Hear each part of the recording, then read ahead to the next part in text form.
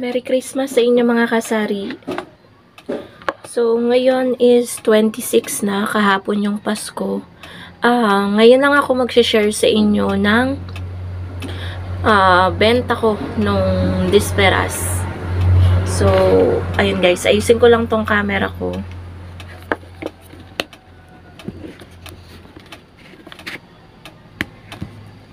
Ayan.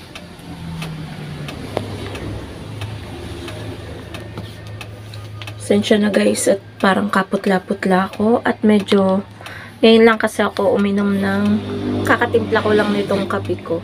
So magkano nga ba ang sales ko nung Disperas? Kasi yung pinaka kahapon is Pasko, hindi ko na i-share sa inyo kasi halos sarado naman ang tindahan. Medyo na bago kaysa nung nakaraan kasi muni-muni muna kami ni partner. Minsan lang naman kasi to sa isang taon. So, ginrab namin yung opportunity na makaalis kasi minsan lang kami makapag-date. As in, mga kasari. Parang ang pangalawang beses pa lang to sa 5 taon namin na pagsasama. Magpa 5 years na kami ni partner. So, ayun. Quality time, date, nood ng sine, ganyan. Napakaganda ng pinanood namin na movie, which is yung Rewind.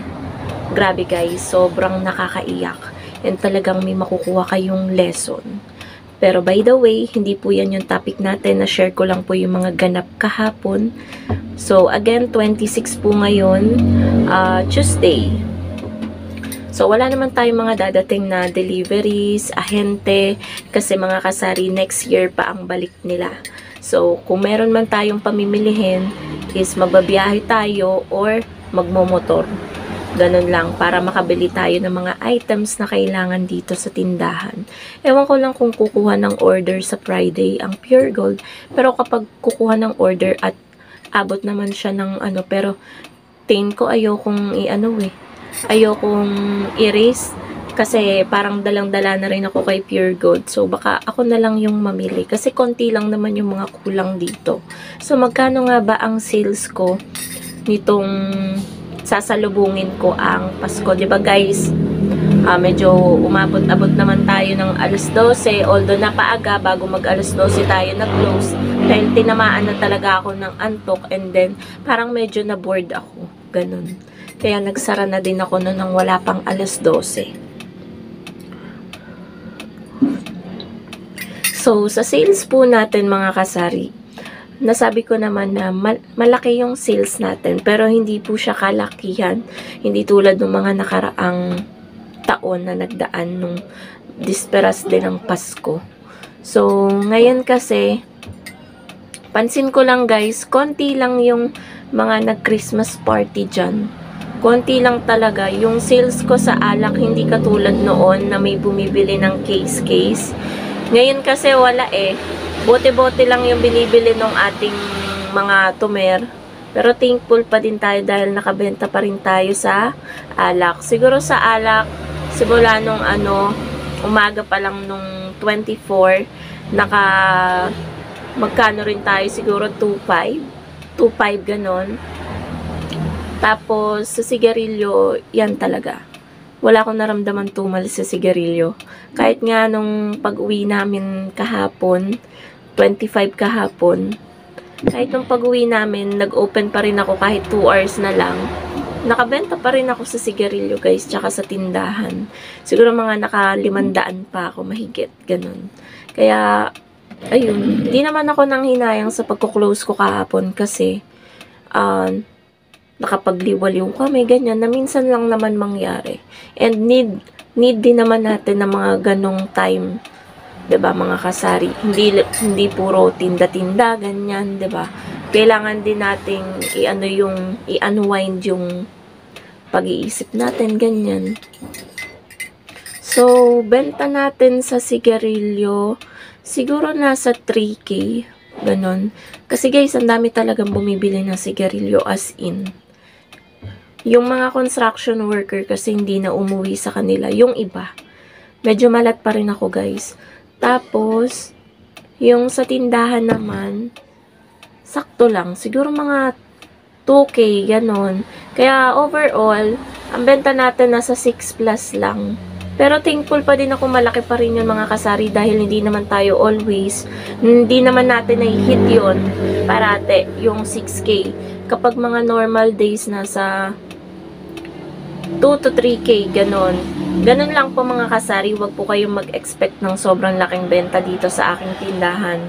Pero I'm so thankful na nakakaabot tayo sa ganon. Kasi dito naman guys, sa lugar namin, hindi naman talaga, kung makakapunta kayo dito, hindi naman as in talagang marami talagang tindahan. Bilang na bilang mo lang, wala pang 20 na bahay pala. So, wala pang 20 na bahay yung naandi dito. So, tapos, loob pa yung tindahan natin. Pero at least, kahit papano, kahit nasa loob yung tindahan natin ay nakakabenta. At may mga pumapasok na customer dito na talagang mga suki ko na. As in, mga kasari. So, ngayon, medyo konti pa lang ang bumibili. Ngayon is 26, 5:57 AM. So, nasa 6 plus yung benta natin, guys, nung di ko na i-share yung benta natin ng kasi nga, naman tayo, halos sarado naman tayo kahapon. And then, yung mga nasa sobre ko na inano ko sa mga inaanak ko, ang nabawas lang doon is 3. Meron pang 3 natira na hindi na Pasko. Siguro mamaya pa sila pupunta kasi extended naman ang Pasko hanggang New Year yan eh. 1 week celebration yan. So ngayon, I think bebenta ang ating tindahan ngayon kasi may alam ako na ngayon lang magsisiuwian. Ngayong 26 kaya siguro bebenta yung mga 1.5 ganyan, mga soft drinks natin. So, ayun mga kasari, yun yung sales natin nung Disperas, nung 24. Talagang hataw tayo simula alas 5 hanggang mag-aalas 12 yun. Siguro mga 11:30 ako nagsara ng tindahan. Ganon. Ang mabenta talaga mga kasari is soft drinks, sigarilyo at alak. Tama nga yun na vlog ko nung bago pa mag-Pasko, na yun talagang 3 items na yun ang huwag kayong magpapawala. So, ganun rin mga kasari ang gawin nyo ngayong magbabagong taon kasi halos same naman na parehas na maraming bumibili ng Pasko at bagong taon. Minsan nga mas madami pa sa bagong taon.